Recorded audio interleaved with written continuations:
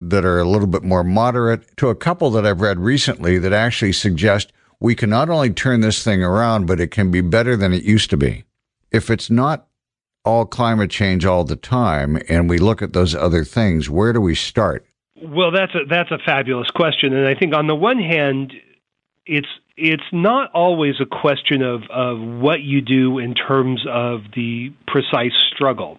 I think that we see in some places indigenous struggles are obviously going to be central. In other places it will be the labor struggles of healthcare workers, for instance. I think what we need to carry forth and to nurture conversations around is a way to connect these disparate struggles.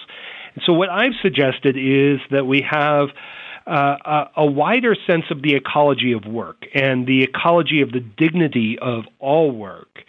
And that may give us a way of unifying these three really separate domains of life over the past 5 centuries. One has been paid work, work in the wage system, basically, economic work. Another has been the unpaid work, mostly done by women, unpaid work of raising families, of what scholars call social reproduction, and then the work of nature as a whole. And so we need to find a way in all our disparate struggles to draw connections between those. Because let me tell you, if we don't find a way to really revalue the conditions of life making on this planet, we are all indeed going to learn how to die in the Anthropocene, as Roy Scranton says. Now, I think Scranton's position is indeed hopeless, as you suggest. And Al Gore's position says, well, it's urgent, but we don't need to change how we've organized power and production and markets for the past 5 centuries. We can just green capitalism. And that's just another form of magical thinking.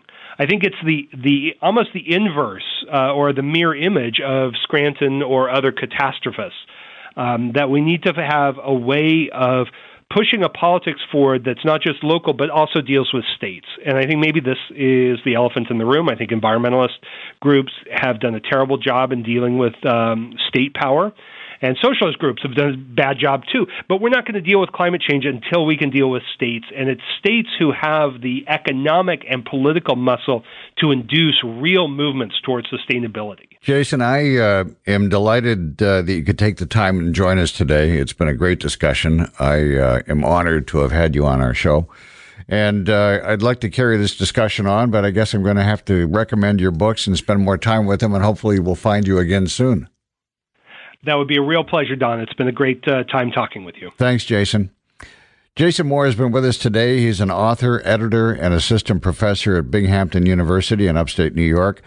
He's got a number of articles that you can find on the web. You can find them at jasonmoore.com. But also, the books are Capitalism and the Web of Life, Ecology and the Accumulation of Capital, and one of Naomi Klein's favorites, A History of the World in 7 Cheap Things.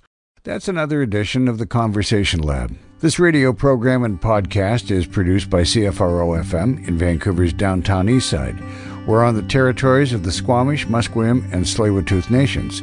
Our gratitude and thanks to them, as well as to the many not-for-profit organizations, community groups, and change makers around the world that support this program. If you enjoyed today's conversation, please consider becoming a member of Co-op Radio to support this program and the many others produced by hundreds of volunteers. If you have a story to share or know someone who does, please have them contact us at coopradio.org, theconversationlab.ca, and on many social media and podcasting platforms. This episode was cobbled together with some help from Brian McKinnon, Kimit Sekon, John Massacar, and Julian Anton.